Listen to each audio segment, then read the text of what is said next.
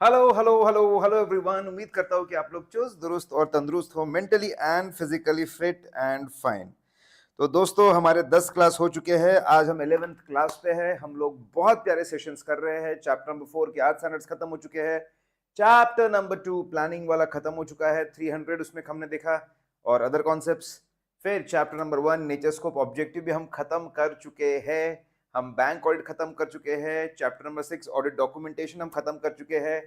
और हम लोग अभी ऑडिट रिपोर्ट वाला चैप्टर देख रहे हैं। ऑलरेडी 2 स्टैंड हम खत्म कर चुके हैं, ऐसे 700 और 701। आई होप आप लोग ये कॉन्सेप्ट्स की जर्नी को भरपूर एंजॉय कर रहे हो, बहुत आपको मजा आ रहा है। Yes, good evening everyone. और मैं आपसे उम्मीद करता हूं कि इसको लाइक करें, शेयर करें, मजा आ रहा है अपने दोस्तों को भी बताएं और बहुत प्यारे प्यारे आपके कमेंट्स करें, जिसको पढ़कर दिल को एक सुकून मिलता है। ठीक है दोस्तों, मेरे साथ में कॉन्सेप्ट करते जाइए, फटाफट कॉन्सेप्ट करते जाइए। इसके बाद में हम Q&A प्लस कॉन्सेप्ट Q&A फिर से हमारा होने वाला है। ठीक है, एक बार ऐसे कोर्स मेरे साथ हो जाएगा, फिर क्वेश्चंस के जरिए वापस हम चीजों को कवर कर लेंगे। ऑडिट को सुपर स्ट्रांग बनाकर हम लोग छोड़ेंगे। आइए आइए आइए। आज हमारे टारगेट में 3 स्टैंडर्ड है। यस दोस्तों, 3 स्टैंडर्ड है, 705, 706 और 710। 705 हमको बताता है कि अगर आप आपके ओपिनियन को मॉडिफाई करते हो तो ऑडिट रिपोर्ट में क्या क्या चेंजेस आने चाहिए। 700 एक clean audit report, unmodified audit report कैसी होनी चाहिए उसके बारे में बात करता है। 705 अगर आप मॉडिफाई करेंगे तो रिपोर्ट कैसे होनी चाहिए उसके बारे में बात करता है। आइए दोस्तों, नाउ अगर हम बात करें तो सबसे पहले बताते हैं कि भाई टाइप्स ऑफ ओपिनियन कौन से होते हैं। बचपन से हम लोग पढ़ रहे हैं, बचपन से हम लोग पढ़ रहे हैं कि टाइप्स ऑफ ओपिनियन क्या होते हैं। तो 2 तरह के ओपिनियन हमारे, अनमॉडिफाइड ओपिनियन और मॉडिफाइड ओपिनियन। अगर आप ऑडिट करने जाते हैं, आपको सफिशिएंट अप्रोप्रिएट ऑडिट एविडेंस मिल जाता है। एविडेंस मिलने के बाद जब आप एग्जामिनेशन करते हो, कोई मटेरियल मिसस्टेटमेंट नहीं मिल रहा है, सबूत भी पूरी मिल गए और सबूत मिलने के बाद में चेकिंग करने पर कोई मटेरियल मिसस्टेटमेंट अगर नहीं मिलता है, तो हम लोग अनमॉडिफाइड ओपिनियन देते हैं, स्टैंडर्ड वर्डिंग के साथ जाते हैं। इसको हम लोग अनक्वालिफाइड ओपिनियन भी बोलते हैं। इसको अनक्वालिफाइड इसलिए बोलते हैं क्योंकि बिना किसी शर्त के, इफ एंड बट के, पूरे कॉन्फिडेंस से स्ट्रेट फॉरवर्ड हम बोल रहे हैं कि financial statements give true and fair view. लेकिन कभी कभी हम लोगों को मॉडिफाई करना पड़ता है। सर मॉडिफाइड ओपिनियन कब देना पड़ता है? 2 रीजन हो सकते हैं। हम ऑडिट करने गए, अगर हमको if we are unable to get if you are not able to get sufficient appropriate audit evidence, sufficient appropriate audit evidence नहीं मिल रहा है, we are not getting sufficient appropriate audit evidence, या फिर एविडेंस मिलने के बाद में हमको मटेरियल मिसस्टेटमेंट मिल रहा है। अगर ऐसे 2 तरह के प्रॉब्लम्स है, अगर 2 तरह के प्रॉब्लम्स है तो हमको मॉडिफाई करना पड़ सकता है। अगर ये प्रॉब्लम्स परवेसिव नहीं है, परवेसिव मतलब वो जो पूरे फाइनेंशियल स्टेटमेंट में फैला हुआ हो। अगर पूरे फाइनेंशियल स्टेटमेंट में कोई प्रॉब्लम फैला हुआ है तो उसको हम लोग बोलते हैं परवेसिव। ये प्रॉब्लम परवेसिव नहीं है, इट इज नॉट परवेसिव। अगर ये प्रॉब्लम परवेसिव नहीं है, सबूत की कमी परवेसिव नहीं है, इक्का दुक्का एरिया में है, ठीक है, बस इन्वेंट्री में कुछ प्रॉब्लम बाकी सब सही है, बस डेप्रिसिएशन में कुछ प्रॉब्लम बाकी सब सही है, इक्का दुक्का जगह अगर प्रॉब्लम है सबूतों का, या इक्का दुक्का जगह प्रॉब्लम है मटेरियल मिसस्टेटमेंट का, तो हम लोग क्वालिफाइड ओपिनियन देते हैं। क्वालिफाइड मतलब कंडीशनल, क्वालिफिकेशन का इंग्लिश में और एक मतलब होता है कंडीशनल। हम कंडीशनल ओपिनियन देते हैं कि भाई except effect of so and so matter, बस ये मामलों को छोड़ दो, बाकी financial statements give true and fair view. Except effect या फिर सब्जेक्ट टू हम बोलते हैं financial statements give true and fair view. अगर सबूतों की कमी परवेसिव है पूरे फाइनेंशियल स्टेटमेंट में, पूरे फाइनेंशियल स्टेटमेंट में मेजॉरिटी चीजों के हमारे पास में सबूत नहीं है, अगर मेजॉरिटी चीजों के हमारे पास में सबूत नहीं है तो हम चेकिंग कैसे करेंगे, हम ओपिनियन कैसे बनाएंगे? हम लोग हाथ खड़े कर देते हैं और हम लोग देते हैं डिस्क्लेमर कि we are not able to express opinion on financial statement. ठीक है, फिर आइए दोस्तों, परवेसिव। अगर मटेरियल मिसस्टेटमेंट परवेसिव है, देखो सबूतों की कमी, अगर मेजॉरिटी चीजों के बारे में मेरे पास में सबूत नहीं है तो फिर मैं ओपिनियन कैसे बनाऊंगा? मैं डिस्क्लेमर ऑफ ओपिनियन दे दूंगा कि I am not able to express opinion on financial statement. ठीक है, लेकिन अगर मटेरियल मिसस्टेटमेंट परवेसिव है, अगर मटेरियल मिसस्टेटमेंट परवेसिव है, ठीक है, फैली हुई है गलतियां, मेजॉरिटी ऑफ चीजें अगर गलत है, तो मैं बोलूंगा चीजें गलत है तो गलत है। हम एडवर्स ओपिनियन देंगे कि financial statement doesn't give true and fair view, true and fair है ही नहीं, इस ऐसा कहलाने के लायक ही नहीं है फाइनेंशियल स्टेटमेंट दोस्तों। ठीक है, अब एक बहुत प्यारी चीज, एक बहुत इंपॉर्टेंट चीज, अब ये तो हमको समझ में आ गया कब हम लोग देते हैं अनमॉडिफाइड ओपिनियन, ये भी हमको समझ में आ गया कि कब हम लोग देते हैं मॉडिफाइड ओपिनियन, और मॉडिफाई करने के आपके दो कारण होते हैं। ठीक है, अब आइए बहुत ही प्यारा special case, now come to very interesting special case. क्या सारे सबूत मिलने के बाद में भी हम लोग डिस्क्लेमर कभी दे सकते हैं? यस, ऐसा बिल्कुल पॉसिबल है। सर कब ऐसा पॉसिबल है? तो आप बताएंगे yes, sometimes it may happen that we got all the evidence which we wanted, जो भी एविडेंस हमको चाहिए था वो हमको मिल चुका है, management is giving us all the evidence which we wanted, but even after getting all the evidence, सारे एविडेंस मिलने के बाद में भी as a auditor we see there are multiple uncertainties, बहुत सारी अनसर्टन चीजें हैं। इंडो सोलार कंपनी के ऊपर मैंने उसका ऑडिट रिपोर्ट पढ़ा था, वो आपको बताता हूं।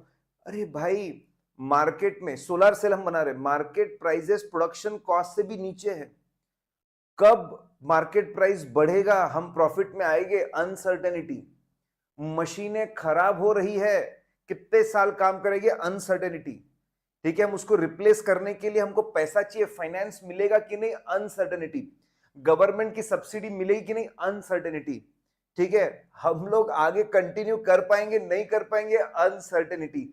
अरे भाई, एसेट्स को कितना राइट ऑफ करूं मैं समझ नहीं पा रहा हूं, लायबिलिटी कितनी बुक करूं मैं समझ नहीं पा रहा हूं। अगर मल्टीपल अनसर्टेनिटीज है, मल्टीपल जगह पे, मार्केट में अनसर्टेनिटी, फाइनेंस की अनसर्टेनिटी, टेक्नोलॉजी की अनसर्टेनिटीज, एम्प्लॉय की अनसर्टेनिटी, रॉ मटेरियल की अनसर्टेनिटी, मल्टीपल अनसर्टेनिटीज है। ठीक है, ये अनसर्टेनिटीज का क्या इंपैक्ट है हम समझ नहीं पा रहे हैं, एसेट्स को कितना राइट ऑफ करना समझ नहीं पा रहे, लायबिलिटी कितना बुक करना समझ नहीं पा रहे हैं। ठीक है, ये अनसर्टेनिटीज आपस में इसका क्या इंपैक्ट होगा, क्यूमुलेटिव इफेक्ट हम नहीं समझ पा रहे हैं, तो हम लोग हाथ खड़े करते हैं, disclaimer of opinion, we are not able to frame opinion on financial statement. तो ध्यान रखना दोस्तों, कभी कभी ऐसा हो सकता है, we went for audit, we got all the information which we wanted from the management, but even after getting information, multiple uncertainties have, multiple uncertainties, they have impact on each other, they're interacting with each other, उसका cumulative effect क्या होगा financial statement समझ में नहीं आ रहा है, कितने assets right of करूं, कितनी लायबिलिटी बुक करूं समझ में नहीं आ रहा है, तो हम हाथ खड़े करते हैं, डिस्क्लेमर, क्योंकि मल्टीपल अनसर्टेनिटीज है, सब एक में एक पे डिपेंडेंट है, एक में एक पे इन्फ्लुएंस कर रहे हैं, we are not able to frame opinion on financial statement.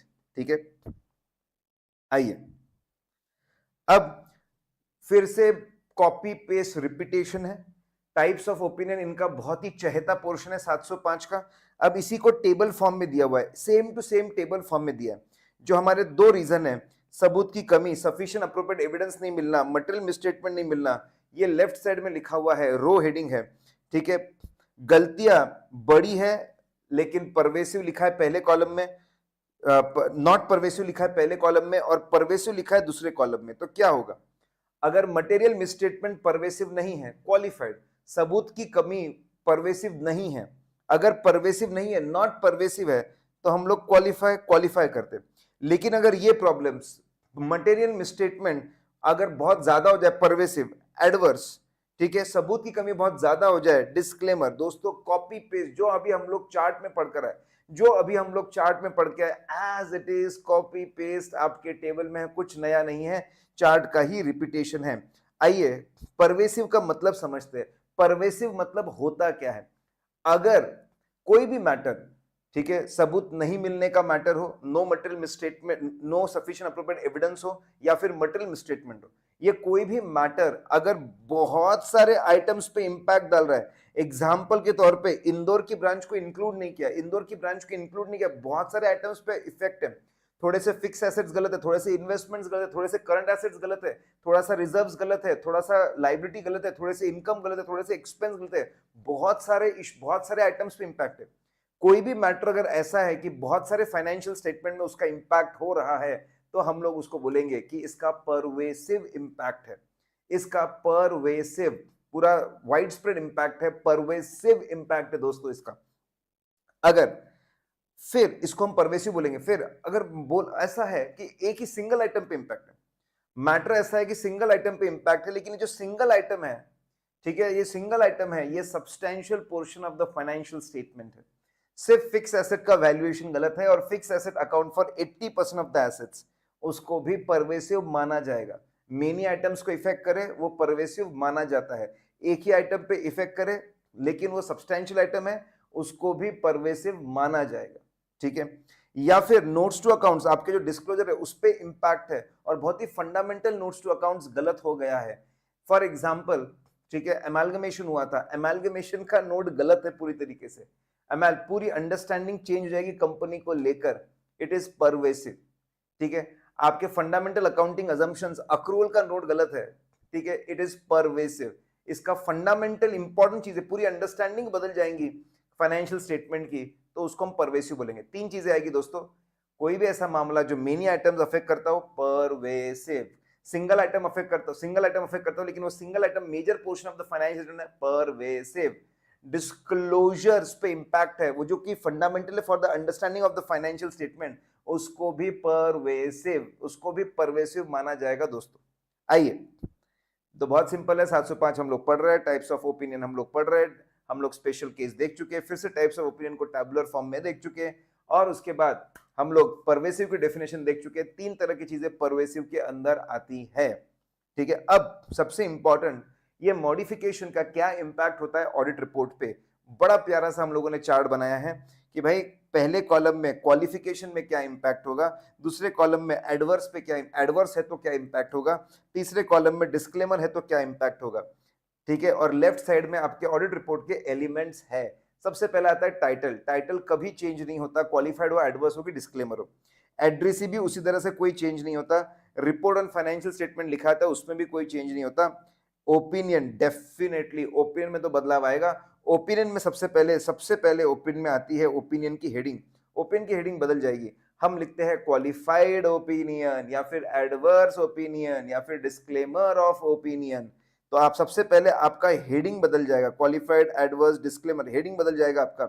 अब ओपिनियन के अंदर जो इनिशियल कंटेंट होता है जिसमें हम लोग दुनिया को बोलते हैं कि हमने ऑडिट किया है और उस चीज की ये रिपोर्ट है, we have audited and this is audit report, हम लोग सबसे पहले बोलते हैं वी हैव ऑडिटेड। अब ठीक है, क्वालिफाइड में हम यही बोलते हैं वी हैव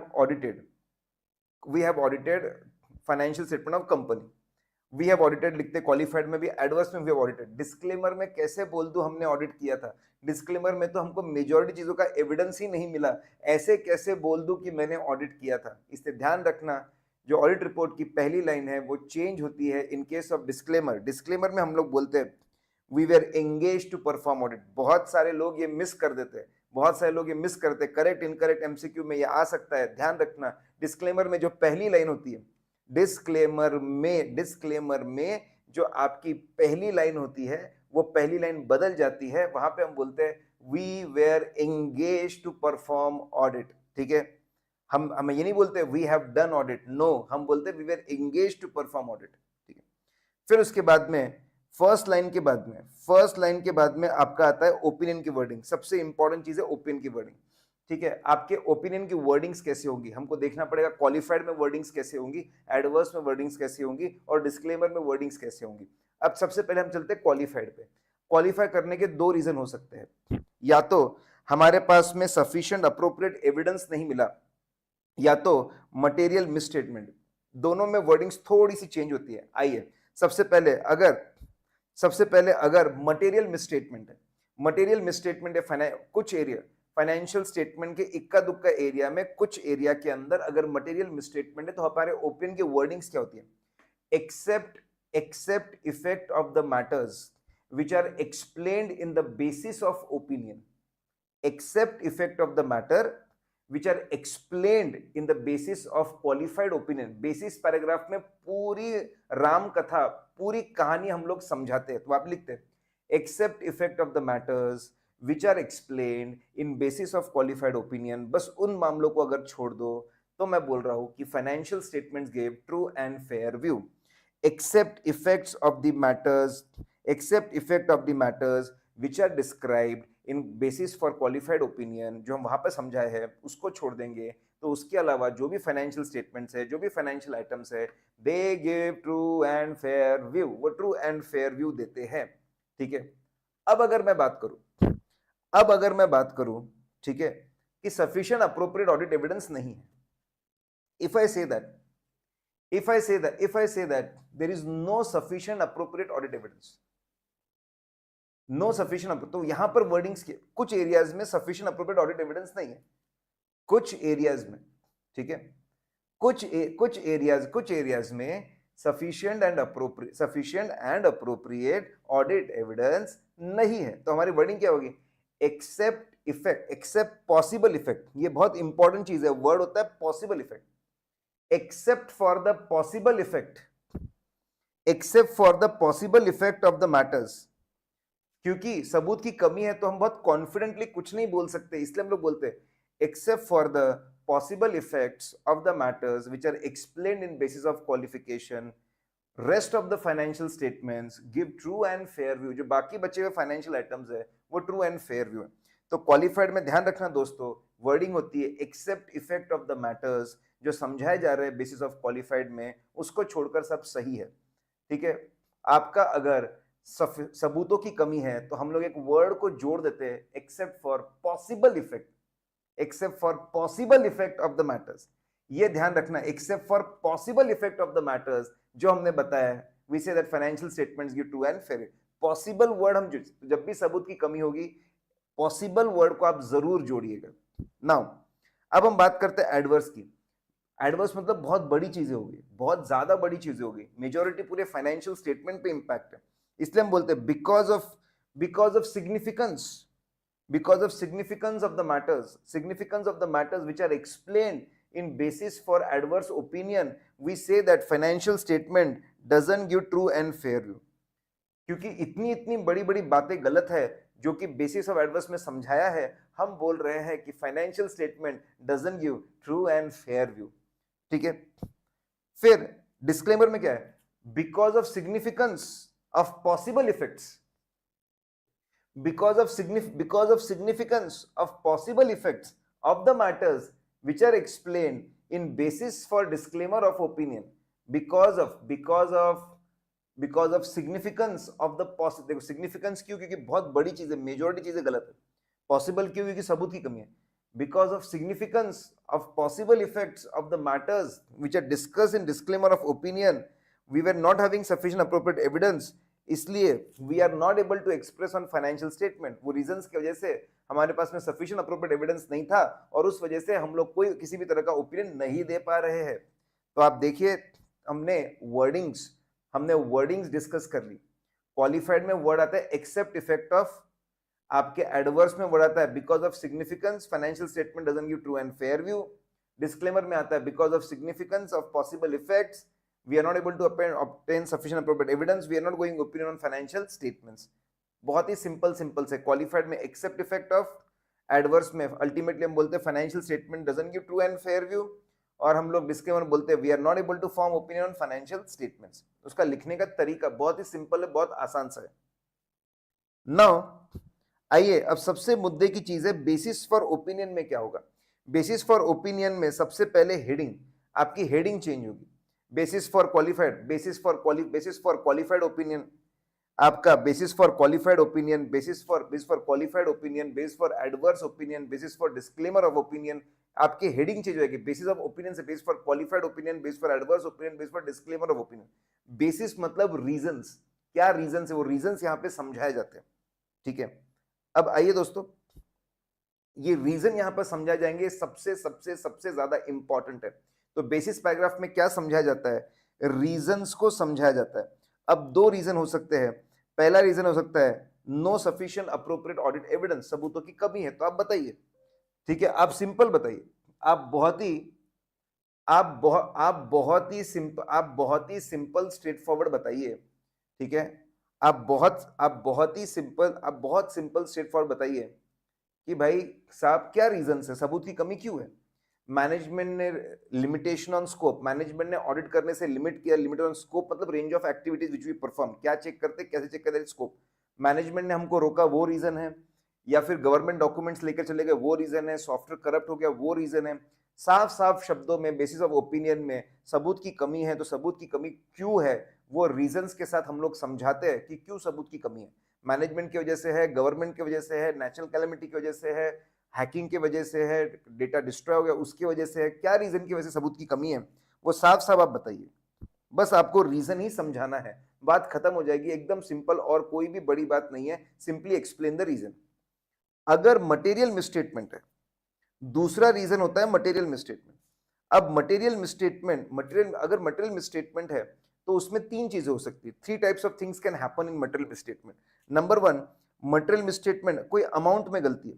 अगर कोई अमाउंट में गलती है ना, कि भाई डेप्रिसिएशन गलत है, इन्वेंट्री का वैल्यूएशन गलत है, प्रोविजन फॉर टैक्स गलत है, अगर ऐसा कुछ है ना, तो आपको बताना पड़ेगा, आपको क्वांटिफाई करना पड़ेगा एग्जैक्टली कौन सा इनकम, कौन सा एक्सपेंस, कौन सा एसेट, कौन सी लाइबिलिटी, ठीक है, कहां पर गलती है, कितने रुपयों की गलती है, आपको क्वांटिफाई करना पड़ेगा। Quantification is mandatory, that's extremely important. अगर आप बोल रहे हो गलती है तो आप क्वांटिफाई करो एग्जैक्टली कितने करोड़ की गलती है, कितने रुपयों की गलती है, आपको बताना पड़ेगा। अगर आप बोल रहे हो कि ये आपको इंपैक्ट बताना पड़ेगा कि भाई गलती है, उसकी वजह से एसेट पे क्या, इनकम एक्सपेंस एसेट लायबिलिटीज पे क्या इंपैक्ट है, आपको समझाना पड़ता है, ठीक है, गलती को क्वांटिफाई करना पड़ता है। अगर क्वांटिफाई नहीं कर पा रहे कि भाई नहीं है पॉसिबल, मेरे लिए प्रैक्टिकल नहीं, मेरे लिए प्रैक्टिकल नहीं, मैं इसको क्वांटिफाई नहीं कर पाऊँ, बहुत बार गलतियों को क्वांटिफाई नहीं कर पाते, पता है गलत है लेकिन नहीं कर पाते। For example, company LIFO follow कर रही है, पूरी दुनिया को पता है कि लीफो को फॉलो नहीं करना, लेकिन वो लीफो फॉलो कर रहे हैं। अब फीफो होता तो इन्वेंट्री क्या होती, इसकी वजह से कितनी इन्वेंट्री कम ज्यादा हो रही, कितना प्रॉफिट लॉस कम ज्यादा हो रहा, ये कंप्यूट करना बहुत मुश्किल है, क्योंकि हम फीफो तो फॉलो कर ही नहीं रहे हैं। फीफो फॉलो करते तो इन्वेंट्री क्या होती वो पता लगाना ही बहुत मुश्किल है। बहुत बार ऐसा होता है गलती कितने रुपयों की है, कितनी गलती है, पता लगाना मुश्किल होता है। अगर प्रैक्टिकल नहीं है तो स्पेसिफाई करिए कि बिल्कुल क्वांटिफाई करना चाहिए था हम लोगों ने, लेकिन ये प्रैक्टिकल नहीं है, ये उसके रीजंस है, ठीक है, हमको क्वांटिफाई नहीं कर पा रहे हैं, उनको समझा दो, क्वांटिफाई नहीं कर पा रहे, क्यों नहीं कर पा रहे, रीजन भी समझा दो। फिर अगली चीज हो सकती है मटेरियल मिसस्टेटमेंट में, नरेटिव डिस्क्लोजर गलत है, मतलब नोट्स टू अकाउंट्स जो है वो गलत है। तो बहुत सिंपल है, ठीक है, आपको साफ साफ शब्दों में बताना है, ठीक है, कैसे, आपको साफ साफ शब्दों में बताना है कि भाई क्या नोट डाला हुआ है, क्या नोट डाला हुआ है, क्या गलत नोट डाला हुआ है, सही नोट क्या होना चाहिए, बहुत सिंपल है। कौन सा है वो गलत नोट, क्या गलत बात उसके अंदर लिखी हुई है, और क्या सही नोट होना चाहिए था, क्या सही बात उसमें होनी चाहिए थी, वो बताएंगे, बहुत सिंपल है। कौन सा नोट गलत है, उसमें क्या गलती है, क्या सही नोट डालना चाहिए था, कैसे डालना चाहिए था, ये दोनों चीजें बतानी पड़ेगी। भाई गलती क्या है वो भी बताना पड़ेगा, और सही क्या होना चाहिए था वो भी बताना पड़ेगा, दोनों बातें बताने पड़ेंगे, ठीक है। हाउ द डिस्क्लोजर मिसस्टेटेड, उसका सिंपल से एग्जांपल्स भी आ सकता है।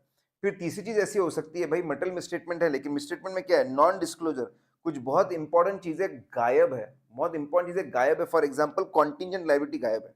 हम क्या करेंगे, सबसे पहले अगर हमको लगता है कोई इन्फॉर्मेशन गायब है, तो हम पूरी दुनिया को बताने वाले कि दिस इन्फॉर्मेशन गायब है।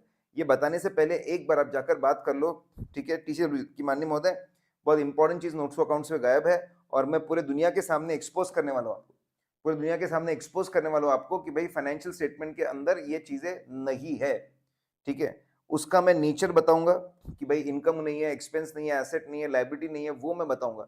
मैं उसके डिटेल्स, ठीक है, मैं डिटेल्स बताऊंगा, लेकिन शर्त है, it should not be prohibited by law, कोई कॉन्फिडेंशियल इंफॉर्मेशन नहीं होनी चाहिए। द मोस्ट इंपॉर्टेंट थिंग, ठीक है, most important thing, there should be sufficient appropriate evidence to support that thing. हम पहले डीसीडब्ल्यू के जब भी ऐसा लगे उनको बोलेंगे माननीय महोदय ये इन्फॉर्मेशन आप, ठीक है, टीसीडब्ल्यू जी को डाल दीजिए नोट्स टू अकाउंट्स में। नहीं बता रहे तो हम नेचर बताएंगे, डिटेल कब बताएंगे, अगर कोई लॉ से प्रोहिबिशन नहीं है, हम कॉन्फिडेंशियलिटी को ब्रीच नहीं कर रहे, और हमारे पास में सफिशिएंट अप्रोप्रिएट एविडेंस है उस इन्फॉर्मेशन को सपोर्ट करने का, तो हम लोग डिटेल भी बताएंगे, ठीक है।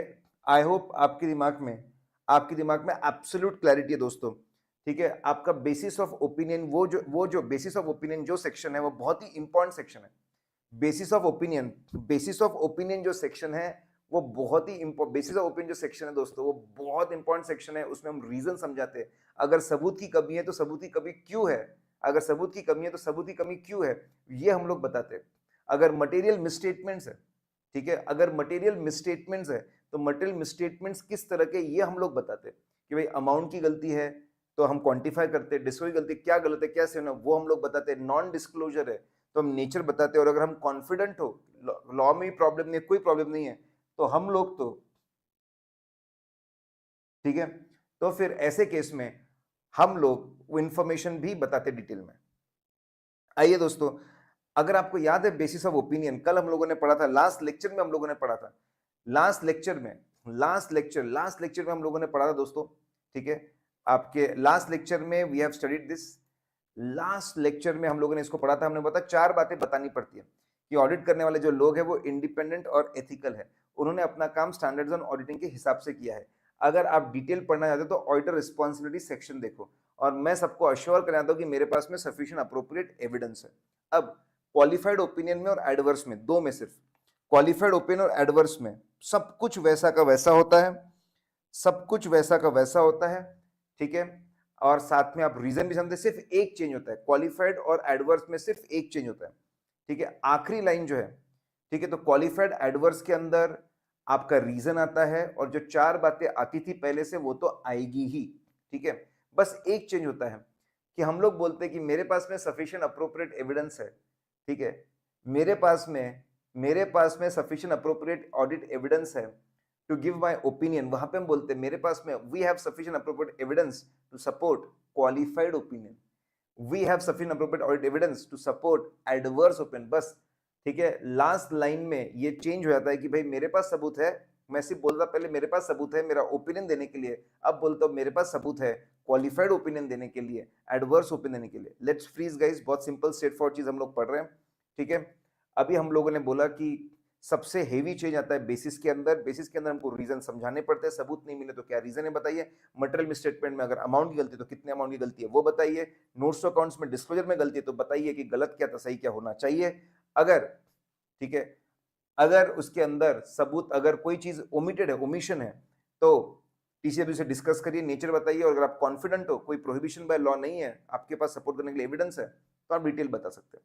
तो सबसे हेवी चीज आता है बेसिस ऑफ ओपिनियन में, और वहां पे रीजंस बताए जाते हैं, रीजंस बताए जाते हैं, उसके अलावा और 4 चीजें होती ही है, ठीक है। तो सब कुछ वैसा का वैसा रहेगा क्वालिफाइड और एडवर्स में। बस आखिरी लाइन में, बस आखिरी लाइन में हम बोलेंगे यह सबूत है हमारे पास क्वालिफाइड ओपिनियन को सपोर्ट करने के लिए, एडवर्स ओपिनियन को सपोर्ट करने के लिए। और सबसे सबसे हेवी चेंज आता है डिस्क्लेमर ऑफ ओपिनियन में, सबसे हेवी चेंज आता है डिस्क्लेमर ऑफ ओपिनियन में। हम दो, 4 में से 2 स्टेटमेंट हम डिलीट कर दे रहे हैं। हम लोग कि भाई अगर आपको और समझना है कि हमने डिटेल में ऑडिट कैसे किया है, जाकर ऑडिटर रिस्पॉन्सिबिलिटी सेक्शन देखिए। डिस्क्लेमर में तो हम ऑडिट ही नहीं कर पाए, डिस्क्लेमर में हमको सबूत ही नहीं मिले, हम ऑडिट ही नहीं कर पाए, तो हम कोई रेफरेंस नहीं देते, हम कोई रेफरेंस नहीं देते, नॉट, हम कोई रेफरेंस नहीं देते ऑडिटर रिस्पॉन्सिबिलिटी सेक्शन का। 4 में से एक चीज चली गई, अगली चीज और, ठीक है। फिर हम लोग बोलते कि हमारे पास सफिशिएंट अप्रोप्रिएट एविडेंस है, ये स्टेटमेंट भी हम लोग डिलीट कर देते हैं दोस्तों। तो डिस्क्लेमर में 4 स्टेटमेंट हुआ करते हैं हमारे नॉर्मली, 4 में से 2 स्टेटमेंट हमारे डिलीट हो गए, ठीक है। ऑडिटर रिस्पॉन्सिबिलिटी सेक्शन का रेफरेंस हमारा डिलीट हो गया, और हमारे पास सफिशिएंट अप्रोप्रिएट एविडेंस है, ये स्टेटमेंट भी हमारा डिलीट हो गया। ये 4 में से 2 स्टेटमेंट्स डिलीट हो जाते हैं दोस्तों, ठीक है। तो आपको याद रखना है डिस्क्लेमर, डिस्क्लेमर बहुत ही प्यारी चीज है। फर्स्ट लाइन कहां चेंज होती है, डिस्क्लेमर। 4 में से 2 चीजें कहां पे पूरी डिलीट हो जाती है, डिस्क्लेमर, ठीक है। आइए, उसके बाद में आपका मटेरियल अनसर्टेनिटी सेक्शन है, उसमें कोई चेंज नहीं आएगा। की ऑडिट मैटर सेक्शन में कोई चेंज नहीं आएगा, सिर्फ हम लोग पढ़कर आए। जब भी आप डिस्क्लेमर देते हो, जब भी आप डिस्क्लेमर देते हो दोस्तों, when ever you give disclaimer, आप की ऑडिट मैटर नहीं डाल सकते, क्योंकि दोनों आपस में कॉन्ट्राडिक्टरी हो जाएंगे, ठीक है। मैनेजमेंट रिस्पॉन्सिबिलिटी में कोई चेंज नहीं है किसी तरह का, ऑडिटर रिस्पॉन्सिबिलिटी में कोई चेंज जनरली नहीं होता, सिर्फ चेंज होता है डिस्क्लेमर में। मैं आपको बता रहा हूं करेक्ट इनकरेक्ट एमसीक्यू के लिए ध्यान रखना, सबसे ज्यादा बदलाव जो होते हैं आपके आपके जो सबसे ज्यादा बदलाव होते हैं दोस्तों, वो, ठीक है, सबसे ज्यादा जो बदलाव होते हैं वो बदलाव आपके डिस्क्लेमर में ही हो रहे हैं। डिस्क्लेमर में क्या होता है, डिस्क्लेमर में आपका जो ऑडिटर रिस्पॉन्सिबिलिटी सेक्शन है एकदम छोटा सा बन जाता है। जनरली ऑडिटर रिस्पॉन्सिबिलिटी में 3 चीजें आती है, हमारा ओवरऑल ऑब्जेक्टिव आता है, हमारा स्कोप, हमारा काम हमने कैसे किया वो आता है, हमारे कम्युनिकेशन के बारे में, सब कुछ खत्म हो जाएगा। सिर्फ वहां जाकर हम बोलते हैं हमारी जिम्मेदारी थी ऑडिट को कंडक्ट करना as per standards on auditing, लेकिन लेकिन कुछ ऐसे रीजंस आ गए जो हमने basis for disclaimer of opinion में समझाया है, उसकी वजह से हम किसी प्रकार का कोई ऑडिट नहीं कर पाए, हम sufficient appropriate audit evidence obtain नहीं कर पाए, इसलिए हम लोग ओपिनियन नहीं देने वाले। तो जो पूरा लंबा चौड़ा ऑडिटर रिस्पॉन्सिबिलिटी सेक्शन हुआ करता था वो पूरा गायब हो जाएगा, एक छोटा सा डब्बा बन जाएगा कि देखो वो जो रीजन समझा है ना, उस वजह से हम सफिशिएंट अप्रोप्रिएट एविडेंस इकट्ठा नहीं कर पाए, ठीक है, और हम लोग कोई ओपिनियन नहीं देने वाले। आपके अदर मैटर में कोई चेंज नहीं, देखेंगे उसके बारे में। सेकंड पार्ट में कोई चेंज नहीं है, सिग्नेचर डेट प्लेस में भी कोई चेंज नहीं है। बड़ा प्यारा सा चार्ट है, हमने इसमें शॉर्ट में बताया है कि मॉडिफिकेशन का क्या इंपैक्ट होता है ऑडिट रिपोर्ट के ऊपर। What will be impact on audit report, ठीक है दोस्तों। फटाफट हम लोग चलते हैं ताकि कम से कम समय में हम लोग ज्यादा से ज्यादा चीजें कवर कर पाए। हमारे टारगेट में आज 3 स्टैंडर्ड्स है, सब कुछ होना चाहिए, ठीक है। मॉडिफाइड ओपिनियन, जब भी आपको ऐसा लगता है कि आपको audit report for one reason और द अदर आपको मॉडिफाई करने की जरूरत है, तो एक काम करिए, ठीक है, एक काम करिए, जब भी आपको लगता है कि मॉडिफाई करना पड़ेगा, आप दोस्त चार्ज विद गवर्नेंस के पास जाइए, उनको ये पूरा बताइए किस्सा कि भाई ये रीजंस की वजह से क्वालिफाई करना पड़ रहा है, ये रीजन की वजह से एडवर्स देना पड़ रहा है, ये रीजन की वजह से डिस्क्लेमर देना पड़ रहा है। आप पूरा समझाइए, आप बताइए, और साथ में ड्राफ्ट रिपोर्ट भी लेकर जाइए। देखिए इस तरीके से रिपोर्ट बनेगी, क्वालिफाइड रिपोर्ट ऐसी होगी, एडवर्स रिपोर्ट ऐसी होगी, डिस्क्लेमर ऐसी होगी, उनको आप जाकर बताइए और उनको ये वर्डिंग्स वगैरह सब कुछ उनके साथ में शेयर करिए, डिस्कस करिए, उनकी बात भी अच्छे से सुनिए, समझिए। स्टैंडर्ड ये बोलता है कि भाई जो करो, ठीक है, जो करो कम्युनिकेशन करके करो, जो बैंड बजाना है बजाओ, लेकिन पहले एक बार बताओ और उसके बाद करो, पीठ पीछे मत करो कुछ ऐसा। आइए, लिमिटेशन ऑन स्कोप, आइए लिमिटेशन ऑन स्कोप की बात करें दोस्तों। बहुत ही इंटरेस्टिंग सा कॉन्सेप्ट है, बस 3 बातों बात करना, ठीक है। लिमिटेशन ऑन स्कोप मतलब क्या? लिमिट करना मतलब रिस्ट्रिक्ट करना, स्कोप मतलब जो हम लोग रेंज ऑफ एक्टिविटीज परफॉर्म करते हैं ऑडिट में, that is scope. What we check and how we check things, that is called as scope. तो आप सबसे पहले बताएंगे, अगर लिमिटेशन ऑफ स्कोप है, इसका मतलब मैनेजमेंट ऑडिटर को रोक रहा है ऑडिट करने से, जो वो चेक करना चाहता है, जो जैसे वो चेक करना चाहता है ऐसा नहीं किया जा रहा है, तो क्या करेंगे? अगर लिमिटेशन ऑफ स्कोप, आप पहले लिमिटेशन ऑफ स्कोप आपका बैकग्राउंड बताएंगे, फिर आप बताएंगे मैनेजमेंट के पास जाइए। हम मैनेजमेंट के पास जाएंगे, उनको रिक्वेस्ट करेंगे, माननीय महोदय ये जो लिमिटेशन ऑफ स्कोप है ये प्लीज इसको निकाल दीजिए, इस वजह से मैं ऑडिट नहीं कर पा रहा हूं, सफिशिएंट अप्रोप्रिएट ऑडिट एविडेंस मैं इकट्ठा नहीं कर पा रहा हूं, तो प्लीज इसको आप रिमूव कर दीजिए, रिजॉल्व कर दीजिए। मैनेजमेंट मान जाएगा तो बड़ी खुशी की बात है, बहुत बढ़िया बात है। अगर मैनेजमेंट मान जाएगा, सही बात है, तो मैनेजमेंट अगर मान जाता है, ठीक है, कि मैं लिमिटेड स्कोप, तो बिल्कुल आप लिमिटेशन हट चुका है, ऑडिट प्रोसेस परफॉर्म करके अपना ऑडिट कंप्लीट करिए, कोई प्रॉब्लम नहीं है। अगर मैनेजमेंट रिजॉल्व नहीं करता है, तो हम जाते हैं TCWG, दोष चार्जित गवर्नेंस। माननीय महोदय आपके पास आए हैं कि आप ये जो लिमिटेशन ऑफ स्कोप है इसको आप दूर करिए, गलत है, बहुत ही इंपॉर्टेंट चीजों के एविडेंस में इकट्ठा नहीं कर पा रहा हूं, I am not able to collect sufficient appropriate audit evidence. साथ में ऑल्टरनेटिव ऑडिट प्रोसेस लगाना शुरू कर दो। भाई एक ही चीज को चेक करने के कई तरीके होते हैं, इन्वेंट्री को आपको चेक करना है, फिजिकल वेरिफिकेशन भी है, सब्सिक्वेंटली माल बिकाना वो भी है, आया उसके डॉक्यूमेंट देखना वो भी है, इंटर ऑडिट की रिपोर्ट देखना वो भी है। आप ऑल्टरनेटिव ऑडिट प्रोसेस क्या परफॉर्म कर सकते हैं उसके बारे में सोचना शुरू करिए। अब अगर दोष चार्ज विद गवर्नेंस भी हेल्प नहीं कर पाए, देखो परवेसिव मामला कैसा है, अगर परवेसिव नहीं है, इक्का दुक्का जगह इफेक्ट है, तो क्वालिफाई कर दो, छोड़ दो। अगर परवेसिव है, भारी इंपैक्ट है, अगर परवेसिव और भारी इंपैक्ट है, तो ऐसे केस में, ठीक है, अगर आपको अर्ली स्टेज पे पता चलता है कि प्रॉब्लम है, ये हमको रोकने वाला ऑडिट करने से, तो आप सीधा विड्रॉ कर लीजिए। लेटर स्टेज में पता चलता है तो डिस्क्लेमर ऑफ ओपिनियन दे दीजिए। देखिए 3 बारे में, पहले मैं आपको बोलूंगा कि लिमिटेशन, ठीक है सर कुछ ज्यादा ही कलरफुल नहीं हो गया क्या? आप पहले लिमिटेशन ऑफ स्कोप क्या होता है, लिमिटेशन ऑफ स्कोप क्या होता है, पहले उसके बारे में चर्चा करें, ठीक है। फिर आप बताइए मैनेजमेंट के पास जाना पड़ता है, रिजॉल्व करना पड़ता है, हो गया तो बहुत बढ़िया, फिर आप बताइए नहीं हुआ तो TCW के पास जाना पड़ता है, ऑल्टरनेटिव प्रोसेस शुरू करनी पड़ती है, वो भी नहीं कर पाए, देखना पड़ेगा। अगर परवेसिव नहीं है, क्वालिफाई करके छोड़ दो, परवेसिव है, अगर परवेसिव इंपैक्ट है, ठीक है, अर्ली स्टेजेस में है तो विड्रॉ मार लो, लेटर स्टेजेस में है तो डिस्क्लेमर मार दो। 4 मुद्दों को आपको समझाना है, 4 मुद्दों को समझाएंगे तो बात बन जाएगी। आइए दोस्तों फटाफट, guys we are through with 705, दोस्तों 705 खत्म हो चुका है, आइए 706 पे आइए, फटाफट 706, ठीक है। देखिए टाइम की कमी होती है, हम बहुत ज्यादा इधर उधर भटक नहीं सकते। 706 के बारे में अगर हम बात करेंगे, ठीक है, तो हम बात कर रहे हैं दो पैराग्राफ्स के ऊपर, ईएमपी और ओएमपी। अगर फाइनेंशियल स्टेटमेंट के अंदर कोई इंफॉर्मेशन दी है, फाइनेंशियल स्टेटमेंट के अंदर कोई इंफॉर्मेशन दी है, हम उसको हाईलाइट करना चाहते हैं, सबका अटेंशन ड्रॉ करना चाहते हैं उसके ऊपर, ठीक है, ताकि लोगों की understanding of financial statement improve, ताकि लोगों की फाइनेंशियल स्टेटमेंट की अंडरस्टैंडिंग इंप्रूव हो, फाइनेंशियल स्टेटमेंट को अच्छे समझे, इनकम एक्सपेंस एसेट लायबिलिटी को अच्छे समझे। तो अगर हम ऐसा बोलेंगे तो हम डालेंगे EMP, emphasise of matter paragraph, emphasise करना, एम्फसाइज करना। लेकिन उसी जगह पे हम फाइनेंशियल स्टेटमेंट के बाहर की किसी बात को हाईलाइट करना चाहते हैं, ताकि लोगों की अंडरस्टैंडिंग इंप्रूव हो ऑडिट और ऑडिट रिलेटेड मैटर्स की, लोगों को समझ में आए, ऑडिट और ऑडिट रिलेटेड मैटर्स लोगों को और अच्छे समझ में आए, ठीक है। फॉर एग्जाम्पल कुछ ब्रांचेस का ऑडिट हमने नहीं किया, किसी और ने किया, ये बात हम लोगों को बताना चाहते हैं, तो हम लोग ओएमपी डाल सकते हैं। तो अगर आपको फाइनेंशियल स्टेटमेंट की अंडरस्टैंडिंग को इंप्रूव करना है तो आप ईएमपी डालिए, अगर आपको ऑडिट रिलेटेड अंडरस्टैंडिंग को इंप्रूव करना है तो आप ओएमपी डालिए, फाइनेंशियल स्टेटमेंट के अंदर की बात समझाना है तो ईएमपी डालिए, अंदर की बात समझाना है, अंडरस्टैंडिंग इंप्रूव करना है, ईएमपी डालिए, बाहर की बात समझाना है, ऑडिट रिलेटेड बात समझानी है, ओएमपी डालिए, अंदर के लिए ईएमपी, बाहर के लिए ओएमपी। आइए दोस्तों, ठीक है, नाउ क्विकली एक बार हम लोग ईएमपी देख लेते हैं। डेफिनेशन हम लोग अभी पढ़कर है, फाइनेंशियल स्टेटमेंट के अंदर की कोई बात को आप हाईलाइट करना है तो अटेंशन ड्रॉ करना है तो कि लोगों की अंडरस्टैंडिंग इंप्रूव, तो हम ईएमपी डालेंगे।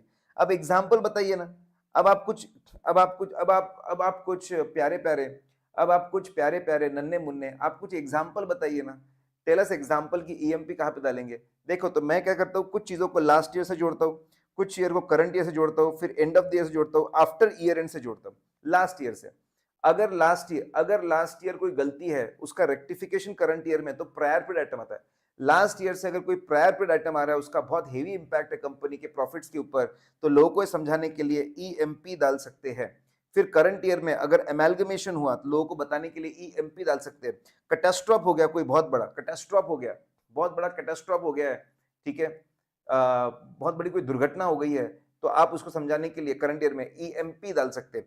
एंड ऑफ द ईयर हम नया अकाउंटिंग स्टैंडर्ड फॉलो कर रहे हैं, पूरी दुनिया फॉलो नहीं कर रहे, हम ही कर रहे हैं सिर्फ, हमारे फाइनेंशियल स्टेटमेंट दूसरों से अलग हो जाएंगे, फिर आप ईएमपी डालिए। बहुत बड़ा अगर लिटिगेशन पेंडिंग है, बहुत बड़ा लिटिगेशन अगर पेंडिंग है, फिर ईएमपी डालिए। आफ्टर ईयर एंड, ठीक है, साल खत्म होने के बाद में बहुत बड़ा सब्सिक्वेंट इवेंट होता है, ठीक है, और उसका इंपैक्ट आ रहा है, ये समझाने के लिए वापस ईएमपी डालिए। देखो बहुत सिंपल है, बहुत आसान है, ईएमपी का मतलब समझ चुके हैं। लास्ट ईयर से प्रायर पीरियड आया, ईएमपी, करंट ईयर में एमलगमेशन है या फिर कोई कैटास्ट्रॉफ है, EMP, end of the year नया एएस आया, EMP, litigation, EMP, end of the year का सब्सिक्वेंट इवेंट है, ईएमपी। फाइनेंशियल स्टेटमेंट के अंदर कोई बहुत बड़ी घटना होने वाली है, उसको हाईलाइट करना है तो आप ईएमपी ही डालोगे, ठीक है। अब हमको ये समझ में आ गया कि ईएमपी की डेफिनेशन क्या है, एग्जांपल क्या है, कंडीशन, दो सिंपल कंडीशन है, ध्यान रखो।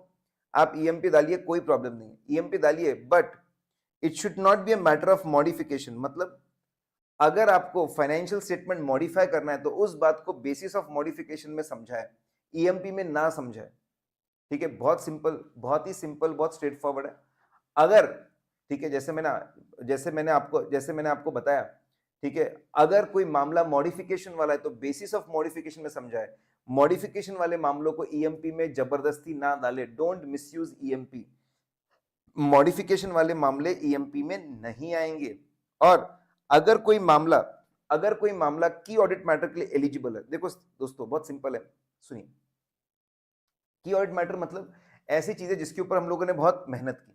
सपोज एक मामला है, वो की ऑडिट मैटर के लिए एलिजिबल है कि भाई इसको की ऑडिट मैटर बोल सकते हैं, और हम ये बोल रहे हैं कि यार ये बहुत ज्यादा इंपॉर्टेंट है for understanding of financial statement, मतलब वो ईएमपी में भी जाना चाहिए। सपोज कोई मामला है, डेफिनेशन के हिसाब से वो की ऑडिट मैटर में भी एलिजिबल हो रहा है, ईएमपी में एलिजिबल हो रहा है, तो कहाँ जाएगा, की ऑडिट मैटर जीतेगा, ध्यान रखना, की ऑडिट मैटर जीतता है, ईएमपी में भी जीतता है और ओएमपी में जीतता है। तो दो कंडीशन है कि कोई मॉडिफिकेशन वाला मामला ना हो और कोई की ऑडिट मैटर वाला मामला ना हो। ईएमपी के अंदर ये दो मामले कभी नहीं जाएंगे, क्योंकि क्यों नहीं जाएंगे, उनके लिए सेपरेट पैराग्राफ बने हुए, सेक्शंस बने हुए हैं, तो ईएमपी में क्यों जाएंगे।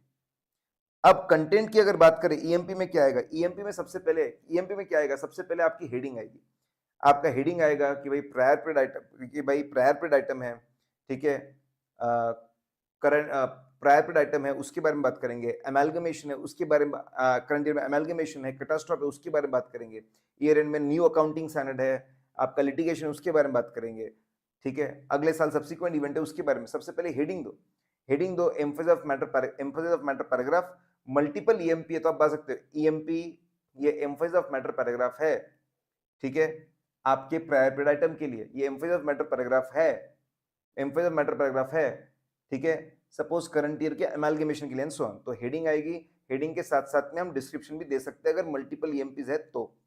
अब साफ साफ हेडिंग हो गई, हेडिंग के बाद में मामला समझा दो, जो भी मामला था वो समझा दो, ठीक है, जो भी एम्फेसाइज करना था, प्रायर पीरियड आइटम को हाईलाइट करना था वो बता दो, प्रायर पीरियड आइटम को हाईलाइट करना था वो समझा दो, आपके करंट ईयर में एमैल्गमेशन है वो समझा दो, ठीक है, करंट ईयर में कट ऑफ है वो समझा दो, आप वो मैटर को पूरा समझा दो और साथ में रेफरेंस दो नोट्स टू अकाउंट्स का कि भाई ये नोट्स टू अकाउंट्स पढ़ो, तुम्हारी अंडरस्टैंडिंग और बहुत बढ़िया हो जाएगी।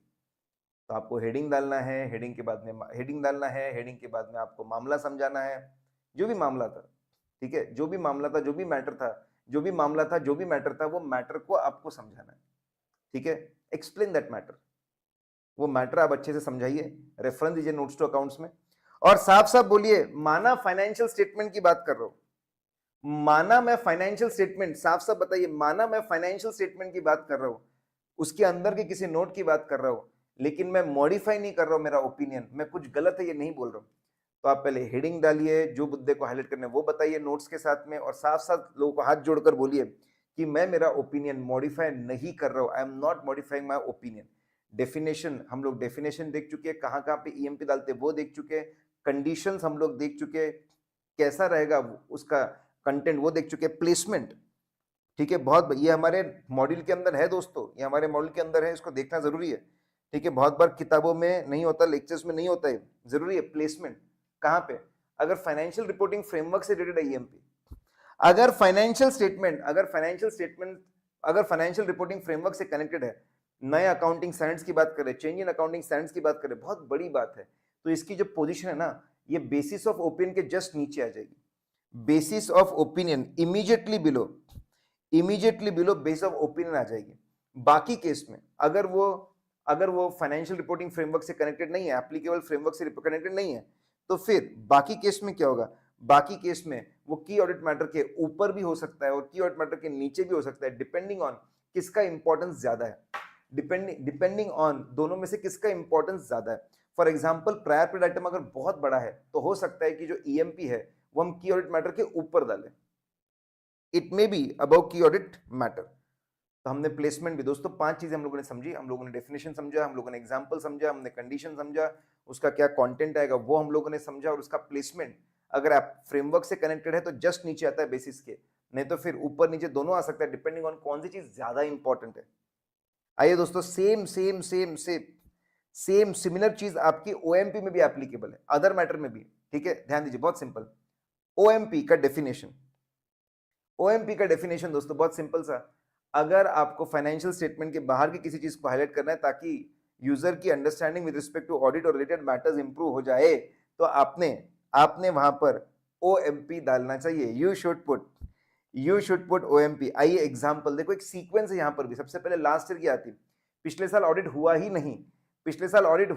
नहीं, ठीक है, हुआ ही नहीं, या फिर ऑडिट किसी और ने किया है, पिछले साल ऑडिट हुआ ही नहीं या फिर ऑडिट किसी और ने किया है, इस बात को आप हाईलाइट करना चाहते हो, ठीक है, इस बात को हाईलाइट करना चाहते हो तो आप क्या डालेंगे, ओएमपी, अदर मैटर पैराग्राफ, आप ओएमपी डालेंगे दोस्तों, ठीक है।